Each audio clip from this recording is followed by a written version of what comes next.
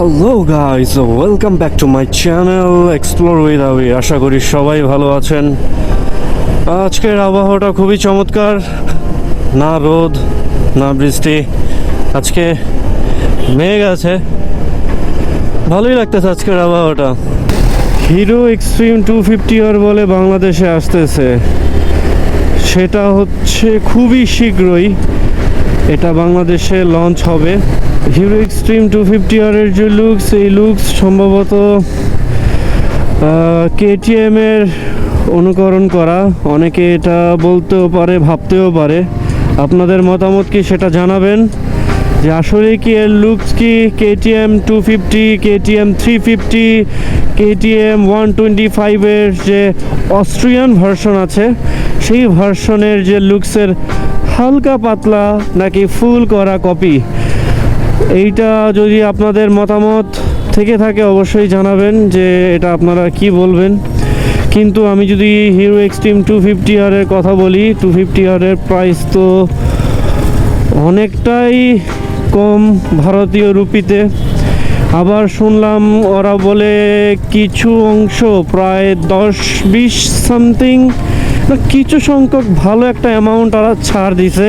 সেটা হচ্ছে hero extreme 250R বাইকের যে অফিসিয়াল শোরুম থেকেই প্রায় কিছু সংখ্যক টাকা ছাড় দেওয়া হয়েছে। এটা নিউজ অলরেডি লিক হয়েছে। ভারতের জন্য ভারতের নিউজ ওকে, কিন্তু বাংলাদেশের মার্কেট তো অন্যরকম।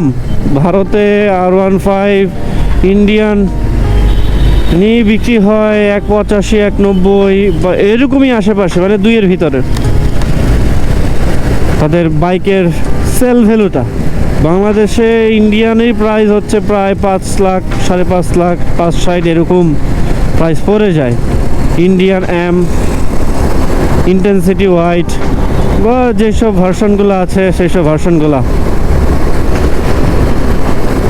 তো এখন এটার প্রাইস কেমন হবে তা নিয়ে আসলে চিন্তার বিষয়, যে এই বাইকটা কি করবে। কারণ অলরেডি ভারতীয় রুপিতে প্রাইসটা আরও 10-15-20 হাজার টাকা বলে ছাড় দিছে অফিসিয়াল। আমি এটা অবশ্যই যদি পাই স্ক্রিনে দিয়ে দেব, যে দেখতে পারবেন যে ওনাদের অফিসিয়াল শোরুম বা অফিসিয়াল নিউজ কি বলে। এই বেশিরভাগ ভালো লাগছে এক্সস্টটা, মানে GPX-এর মতো করে এত লাউড সাউন্ড কিন্তু ওরা দেয়নি, খুবই সফট সাউন্ড কিন্তু ওরা দিছে, কিন্তু বাইকটা সেই করছে। নেকেড স্পোর্টসের মার্কেট কাঁপাবে।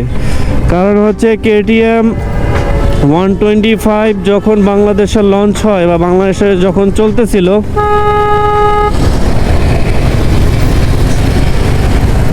চলতেছিল KTMও কিন্তু সেভাবে মার্কেট ধরতে পারে নাই। কারণ হচ্ছে 125 সিসি দিয়ে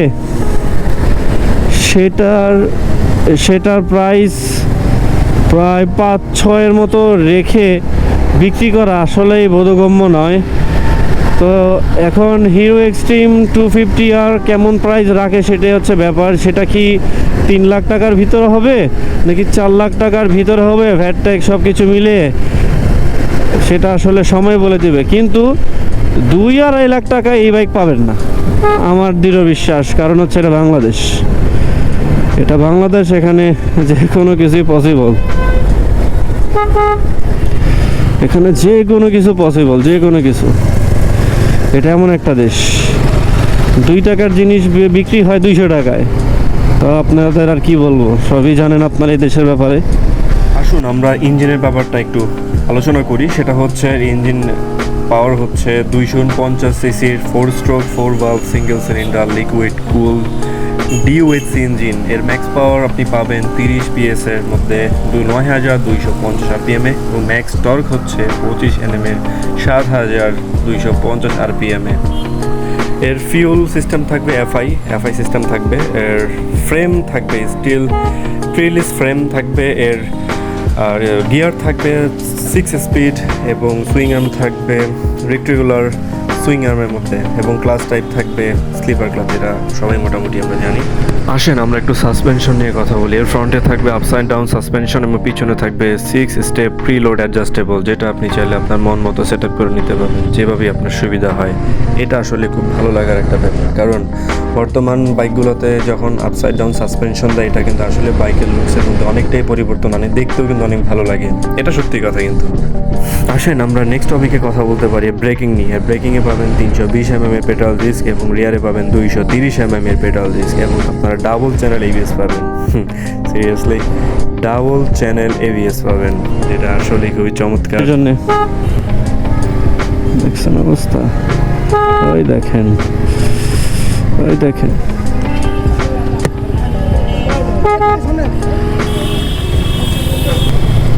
যেই সরকারি আসুক, উচিত রিক্সাগুলোকে নিধন করা, এরিয়া ভিত্তিক রিক্সা করে দেওয়া, এরিয়ার বাইরে আসতে পারবে না। দেখছেন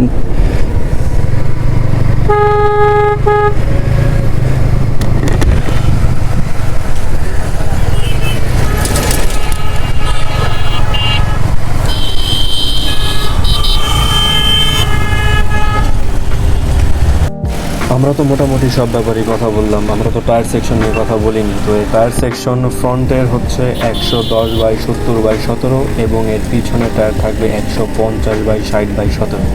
এর টায়ার টাইপ থাকবে diamond cut alloy.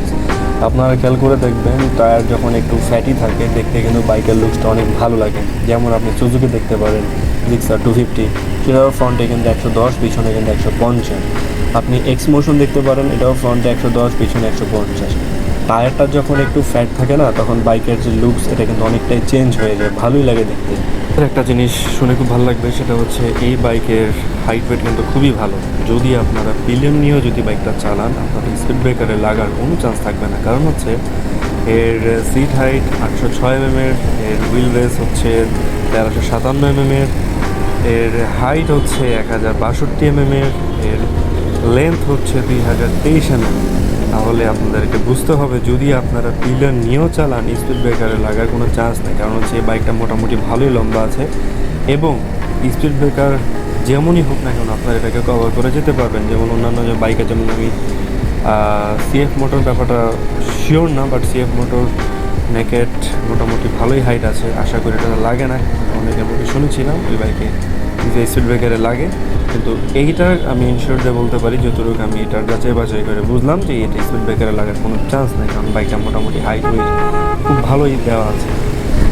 Well guys, আমি চেষ্টা করেছি হিরো এক্সট্রিম 250R এর ছোটোখাটো স্পেসিফিকেশন আপনাদের কাছে জানানোর জন্য। যদি কোনো ব্যাপারে জানার বা বোঝানোর কমতি থাকে অবশ্যই কমেন্ট বক্সে জানাবেন, আমি রেসপন্স করবো। তো আজকে পর্যন্ত থাকুক, অন্য দিন অন্য টপিকে কথা হবে। নতুন বাইকের আশা অপেক্ষা করলাম, নতুন বছর নতুন কিছু দিয়ে শুরু হবে। আচ্ছা, এই পর্যন্ত থাকুক, পরবর্তী কোনো টপিকে কথা হবে। সাবধানে ড্রাইভ করবেন, সাবধানে রাইড করবেন। আল্লাহ হাফিজ।